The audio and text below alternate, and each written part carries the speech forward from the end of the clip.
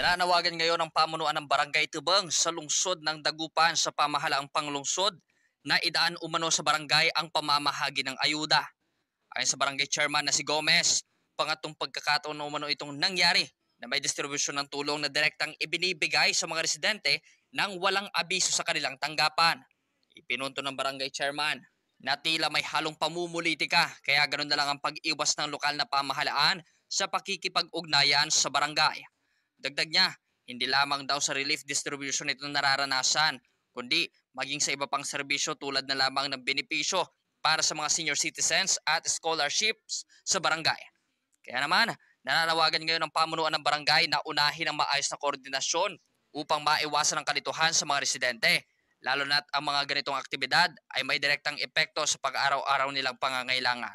Giit ni Gomez, mas magiging maayos manong daloy ng serbisyo kung malinaw ang takbo ng komunikasyon sa pagitan ng barangay at ng lokal na pamahalaan.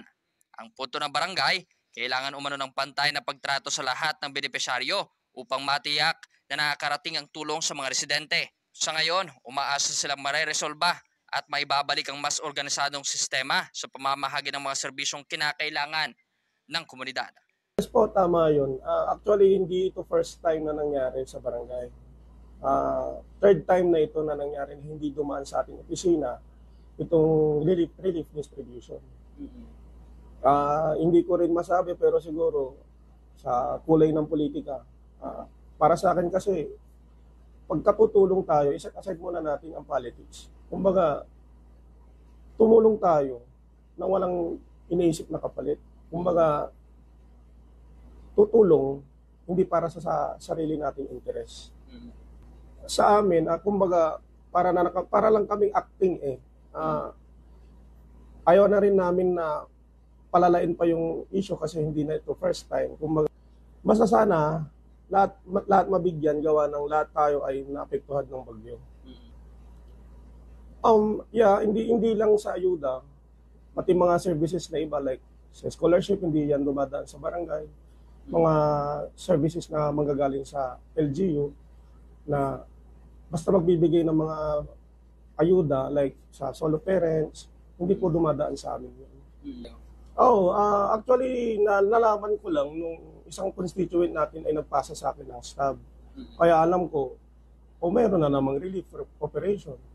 Kaya syempre, at wala akong alam, kumbaga hindi lang nirespeto kung sino yung mga nahalang na yun. Kumbaga, nagko-confirm sa akin na kung itong relief kung kailan. Syempre hindi niya duman sa ating barangay, sa opisina. Hindi ko alam kung anong isasagot ko. Kasi sinabihan ko lang na hindi dumaan sa opisina po ang relief operation na yan.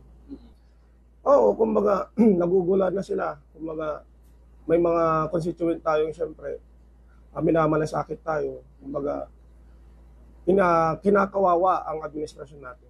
Pero although kahit na ganon, ginagawa rin naman natin kung ano yung mga magagandang project sa barangay.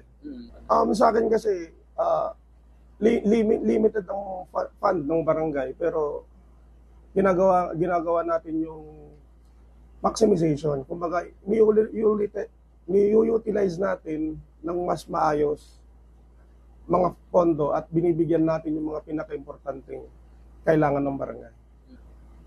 Message ko lang sa lahat na sa mga alkalde ng lungsod, ng mga lungsod o municipality, dapat po alam natin kung sino yung mga nahalal sa ating nasasakupan. Para sa programang Bombohanay Big Time, Patrol numero 4, Bombo Justin Ramos nag-uulat. This is Bombo Radio Philippines, the #1 and most trusted source of news and information. Basta Radio, Bombo!